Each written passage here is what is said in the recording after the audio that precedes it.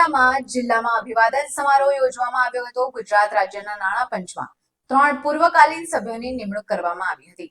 તે પૈકી સાબરકાંઠા જિલ્લાના ભારતીય જનતા પાર્ટીના પૂર્વ અધ્યક્ષ જે.ડી. પટેલનો પણ સમાવેશ થયો હતો।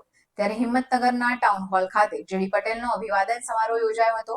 ગુજરાત સરકારના નાણાં પંચના અધ્યક્ષ અમલભાઈ વ્યાસની અધ્યક્ષતામાં યોજાયેલા કાર્યક્રમમાં સાબરકાંઠા જિલ્લાના ભારતીય જનતા પાર્ટીના કાર્યકર્તાઓએ, ધારાસભ્ય તેમજ પૂર્વ ધારાસભ્ય અને સંગઠનના હોદ્દેદારો હાજર રહ્યા હતા।